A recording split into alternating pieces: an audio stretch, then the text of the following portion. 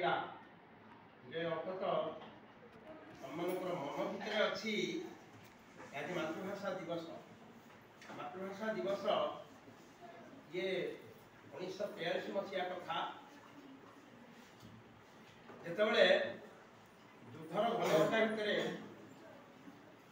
विभिन्न देश में स्वाधीनता संग्राम जारी थिला एवं द्वितीय विश्वयुद्ध लगी द्वितीय विश्वयुद्ध समय कौ देश पटरे समर्थन करेंगे ताकू नहीं एक बड़ द्वंद्व उपदी एवं सेनाबाहिनी मानक मध्य लिपिर व्यवहार आवश्यकता थिला।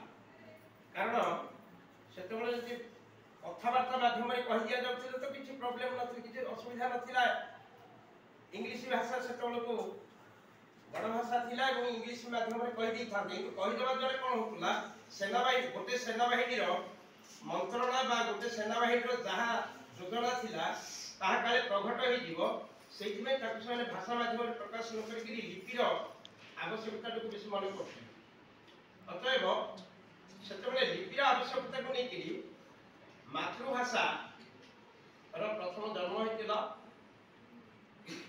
मातृभाषा जिते भाषा अच्छी भारत सारा विश्व कोठी ना कोठी को ना को भाषा संस्कृत भाषा द्वारा ही प्रभावित। अतएव संस्कृत होती प्राचीनतम भाषा सारा विश्व प्राचीनतम भाषा संस्कृत एवं आमे गौरवान्वित मन करबा दरकार जे आमर अधिकांश शब्द संस्कृत भाषा अंतर्गत।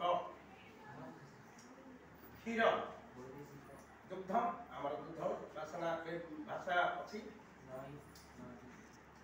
पुस्तकम आमर पुस्तक आम लिखुचु तेणु ओडिया भाषा संस्कृत भाषा सहित ओतप्रोत भाव जड़ित। तेणु आमको स्वतंत्र भाव गोटे विषय वस्तु पढ़ा जाउची जे तत्सम शब्द तत्सम अर्थ होला ता सहित समाधान का सहित संस्कृत भाषा सहित। तेणु ता परवर्ती समय रे आमर 2009 मसीहा को जीवा 2009 मसीहा जातिसंघ मातृभाषा दिवस को पालन करेंगे बोली समस्ते प्रस्ताव गृहीत कले एवं से दिन ठारू ओडिया भाषा हो बा जेकोसी प्रत्येक लोकंकर भाषा अलगा अलगा।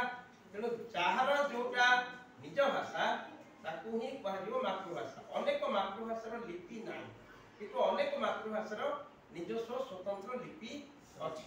आम ओडिया भाषार लिपि अच्छी एवं भाषा सब बेले परिवर्तनशील ताहा जुग उपयोगी भाषा परिवर्तन घटे।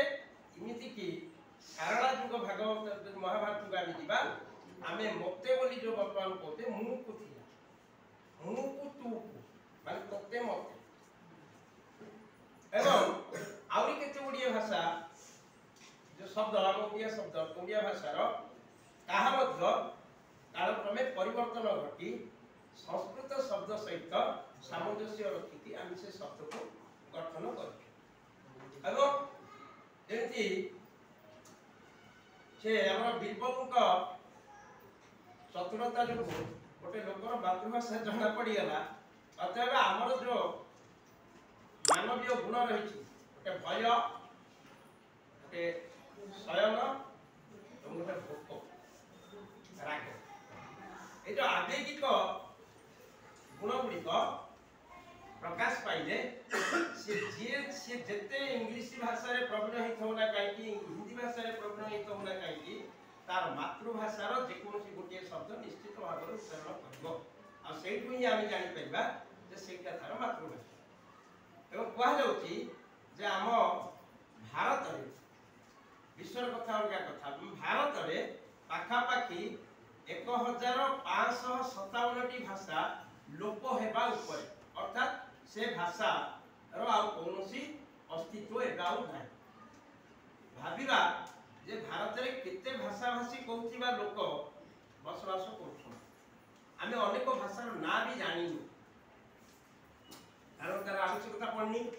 आम ओडिशा रे जदि आम देखिबा आम ओडिशा रे पाखापाखि 75 भाषा ବର୍ତ୍ତମାନ କୁହାଯାଉଛି।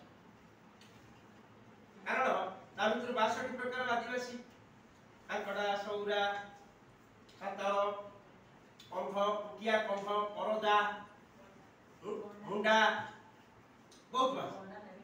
ତ ନିଜ ନିଜ ଯୋଉ ଭାଷା ଯିଏ କହୁନା କାହିଁକି ଏ ପ୍ରତ୍ୟେକ ଭାଷାର ସାମଞ୍ଜସ୍ୟ ସଂସ୍କୃତ ଭାଷା ସହିତ ଅଛି ଏବଂ କୁହାଯାଏ ତାମିଲ ହେଉଛି ସବୁଠାରୁ ଭାରତର ପ୍ରାଚୀନତମ ମାତୃଭାଷା। ତାମିଲ ତାମାନେ ତାମିଲଟା ପ୍ରଥମେ ଜାତ ହୋଇଥିଲା ସଂସ୍କୃତ ଆଉ ସଂସ୍କୃତ ଭାଷାର ଜନନୀ ବୋଲି କୁହାଯାଏ। ମାତୃଭାଷା ପ୍ରତି ସବୁ ଦି ଜଣ ଯାକ କହିଦେଇଛ, ମୁଁ ଆଉ କହିବିନି। ସବୁ କବିମାନେ ଯାହା ଯାହା କହିଛନ୍ତି, କବିମାନଙ୍କର ସବୁବେଳେ ଲକ୍ଷ୍ୟ ଥିଲା ଯେ ମାତୃଭାଷାକୁ ଉନ୍ନତ କରିବା ଏବଂ ମାତୃଭାଷାରୁ ହିଁ ପିଲାମାନଙ୍କର ବା ମାନବ ସମାଜର ଶିକ୍ଷା ଆରମ୍ଭ କରିବ। କାରଣ ତମେ ଇଂରାଜୀ ଶିଖ, ଇଂରାଜୀ, ହିନ୍ଦୀ বা সংস্কৃত বা অন্যান্য যেতে ভাষা সেগুলা হচ্ছে আমার মাধ্যমিক ভাষা। কারণ আমি ইংল্যান্ডে চাকরি করিবু কি আমেরিকায় চাকরি করিবু, আমার তো সেটি ওড়িয়া ভাষার কথাবার্তা চালিবনি। তেণু আমি ইংলিশ কু মাধ্যম করি, ইংলিশ মাধ্যমে আমি ওড়িয়া ভাষার অর্থটা সেমানকু প্রকাশ করি।